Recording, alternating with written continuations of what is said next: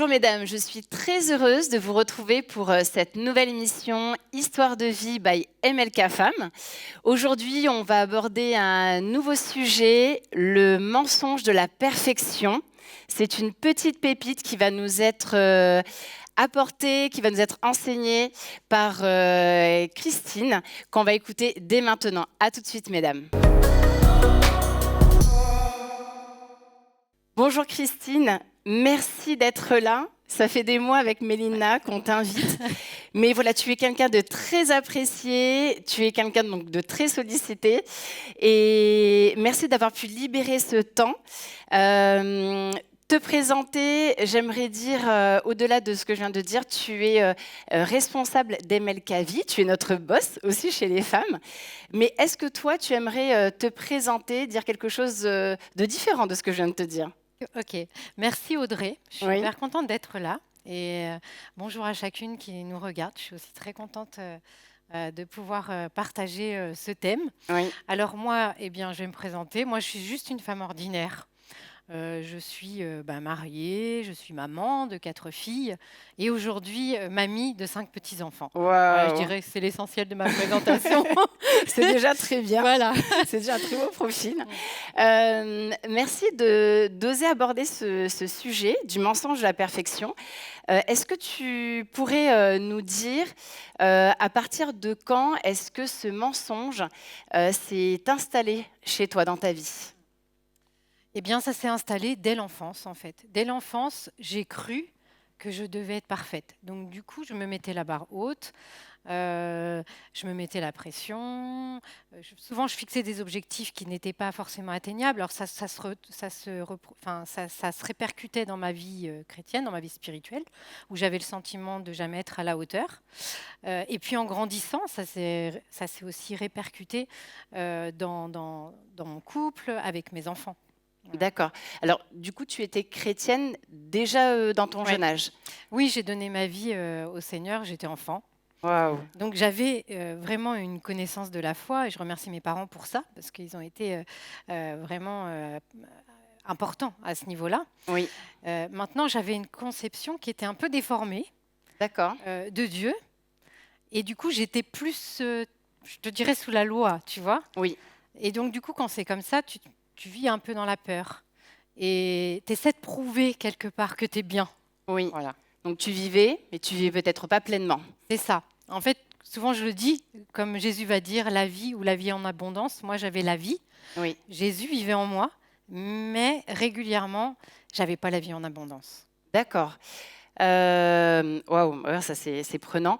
Est-ce que tu pourrais nous dire quel impact en fait ce mensonge-là a eu et sur ta vie familiale et aussi sur ta vie spirituelle ? Mais en fait, j'étais beaucoup dans le contrôle.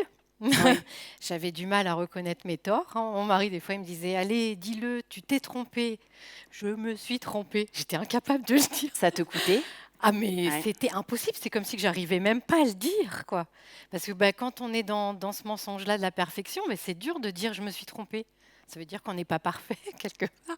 Et est-ce qu'on en a conscience ? En fait, on n'a pas conscience de ce mensonge-là, mais j'en ai pris conscience au fur et à mesure, en fait. Surtout à une période de ma vie, avec mes filles qui grandissent, on est beaucoup dans le contrôle, donc du coup, j'essaie de contrôler mon homme, mais après les filles grandissent, on essaye aussi que les enfants ils fassent pas d'erreurs, donc on leur met aussi beaucoup de pression. Et puis quand ils grandissent, ils échappent à notre contrôle, tu vois. Oui. Oui, bien surtout quand ils sont adolescents. Voilà, Oui. voilà. Et puis c'est une période où je me suis retrouvée à la maison, et là, je me suis vraiment retrouvée face à moi-même. Et là, du coup, toutes ces fragilités-là, ces dysfonctionnements, dans ma relation avec Dieu, j'ai pris conscience qu'il y avait quelque chose qui n'allait pas. Alors du coup, là, si tu me dis que tu avais déjà tes enfants, Ouais. ce déclic, tu l'as eu à quel âge ? J'avais la quarantaine, 40 Ah oui. ans. Ouais, 40 ans. Ok, donc là, tu as eu un déclic. Alors déjà, 40 ans, c'est encourageant. Ça nous montre qu'il n'est jamais trop tard pour... Oui, on peut le voir comme voilà. ça, c'est vrai. Et est-ce que... Alors, qu'est-ce qui t'a amené en fait à avoir ce déclic ?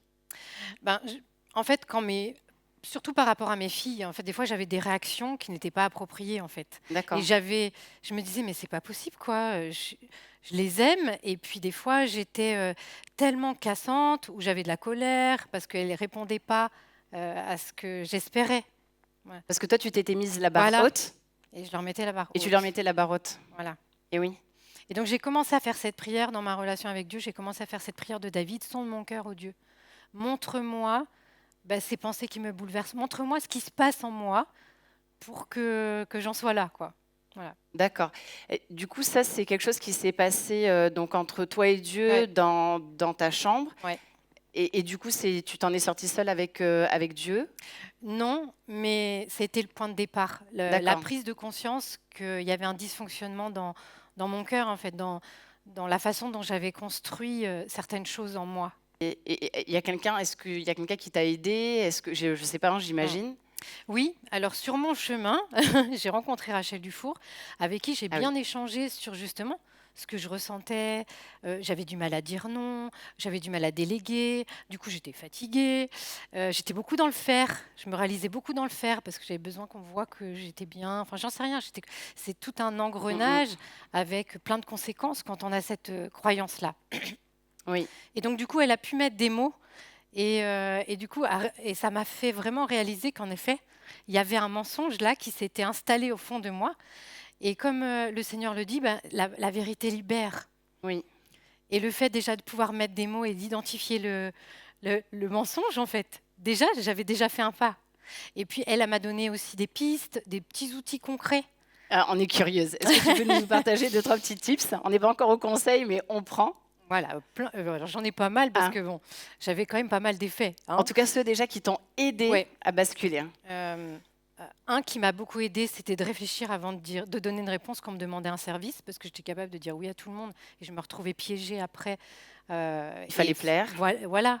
Et donc de me laisser le temps, même de dire je te rappelle demain, je réfléchis. Rien que ça m'a permis de dire mais en fait tu existes, parce que ce mensonge-là, en fait, on n'existe pas vraiment. On passe après beaucoup de choses. On fait les choses pour les autres ou par Oui. rapport aux autres ou le regard des autres. Voilà, donc ça c'était important. Elle m'a appris aussi à mettre des nouvelles croyances, notamment vis-à-vis de Dieu, en disant mais en fait Dieu t'aime, même si tu fais rien, il t'aime. Même si tu échoues, il t'aime. Et donc j'ai dû, parce que pour changer un mensonge, il faut au moins un mois, enfin on est comme ça. Pour changer quelque chose dans nos vies, que ce soit une habitude ou autre, il faut au moins un mois. Et donc elle m'avait dit pendant un mois, dans tes temps avec Dieu, tu dis Seigneur, merci parce que tu m'aimes comme je suis. Merci parce que même si je fais rien, tu m'aimes. Même si je me trompe, tu m'aimes. Et ça m'a fait beaucoup de bien parce que ma relation avec Dieu était biaisée. Oui. En fait, là, de ce que je comprends, c'est qu'en fait, l'idée, c'était on sort de la performance, on rentre dans la relation. C'est vraiment la simplicité de la relation avec Dieu. Alors ça, c'est vraiment très précieux. Est-ce que ce passage, ce cap-là de dépasser, il s'est fait rapidement? Est-ce que c'est plutôt un cheminement? Comment est-ce que tu l'as vécu aussi? Alors ça a été un cheminement. Je pense que les femmes qui me regardent peut-être se retrouvent dans la description et dans ce que je partage. Alors sur certains aspects peut-être plus que d'autres, mais c'est un cheminement parce que quand c'est enfoui comme ça au fond de soi, on doit déconstruire certaines choses, certaines habitudes, certaines réactions, et puis les remplacer par des réactions plus saines, un fonctionnement plus dans ce que le Seigneur aussi désire pour nous. Moi, j'étais beaucoup dans je dois, il faut que, j'aurais dû, beaucoup aussi dans la culpabilité. Donc, c'est tout un cheminement. Oui. Voilà. Parce que, parenthèse, merci parce que tu te rends vulnérable. Au tout début, tu nous as dit, j'avais à cœur de livrer ça. J'ai l'impression que c'est pas que pour toi, en fait. C'est pas pour raconter ton histoire. Pourquoi est-ce que c'était important pour toi de traiter ce sujet? Parce que dans ce que je fais aujourd'hui au sein de l'église MLK, je rencontre beaucoup de femmes qui sont bloquées avec ce mensonge-là. Et ça leur vole toute une partie de leur vie, même dans leur choix, c'est conditionné, en fait. Des fois, on va, plutôt que chercher vraiment le cœur de Dieu, en fait, toutes ces croyances-là, eh bien, ça va entraîner des conséquences, parfois qui sont sur notre identité, peut-être. Ouais, exactement. Ouais. Exactement. est-ce que tu pourrais donner aux femmes des conseils pratico-pratiques, peut-être qui, toi, t'ont aidé, peut-être des conseils que tu as engrangés au fil des entretiens, parce que tu fais aussi beaucoup d'accompagnement pastoral. Qu'est-ce que tu pourrais dire aux femmes qui nous regardent pour qu'elles puissent passer de ce désir de perfection à simplement ce besoin de relation avec Dieu? J'ai envie de dire à ces femmes, lâche prise en fait. Commence par, moi le petit tips Oui, que je ouais, donnerais, c'est bien. ce serait déjà de se mettre dans un fauteuil, tu vois? Un bon fauteuil comme ça, C'est par très exemple, pratique. voilà. Oui, Bien s'installer, oui. mettre une petite louange en fond et dire en fait: «Seigneur, c'est toi la perfection en moi. C'est Hmm. pas à moi de faire mes propres efforts et d'en faire, et d'en faire pour prouver quoi que ce soit en fait. Tu es largement suffisant». C'est le lâcher prise. Ouais, c'est ça. Et puis je ne vais pas changer mon homme, je ne vais pas changer mes enfants. Je peux prier pour eux, les Hmm. remettre entre les mains du Seigneur, mais Seigneur, je te laisse faire ta part. Et ça, c'est très reposant, c'est libérateur. Voilà. Et Seigneur, merci parce que tu m'aimes. Je suis ta fille. Moi, ça m'a énormément fait de bien de faire ce genre d'exercice. Et je le fais encore parfois quand les choses me submergent dans mes émotions. Je ne suis pas toute seule, tu es là. Et tu fais ce que je ne peux pas faire. Moi, j'ai juste à aimer, j'ai juste à faire ma part. Et puis toi, tu t'occupes de tout. Oui. Un petit tips sur l'identité. Ouais. Alors, c'est vrai que la fausse croyance de la perfection, ça modifie notre identité. Hmm. Et moi, quand j'ai donné ma vie à Jésus, en fait, ce que je ne savais, enfin, j'avais pas réalisé ça, Oui, c'est qu'on arrive au Seigneur, on a parfois des fausses croyances oui. au fond de nous, mais le Seigneur, Jésus, il n'est pas venu juste pour nous donner sa vie pour qu'on soit sauvés. Il veut nous recréer en lui et nous débarrasser de mensonges qui nous brident, qui nous emprisonnent et nous donner justement cette vie en abondance et cette vraie liberté. C'est très bon. Christine, est-ce que tu accepterais justement pour que les femmes elles puissent rentrer dans cette vie en abondance, dans cette pleine liberté, de les bénir en priant pour elles? Ouais. Oui, Seigneur, merci de m'avoir permis de partager mon histoire. Seigneur, comment tu es venu, comment tu as mis en lumière ce mensonge qui me fatiguait tant. Seigneur, et qui m'amenait même dans ma relation avec toi à ne pas te voir comme tel que tu es. Je te remercie pour cet amour immense que tu as eu pour moi et que tu as pour chacune de ces femmes.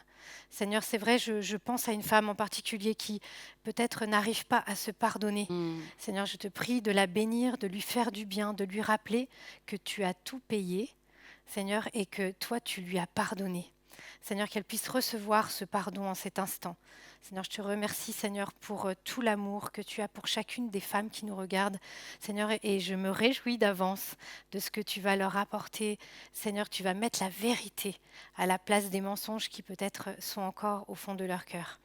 Je te bénis, je te dis merci au nom de Jésus. Amen. Amen.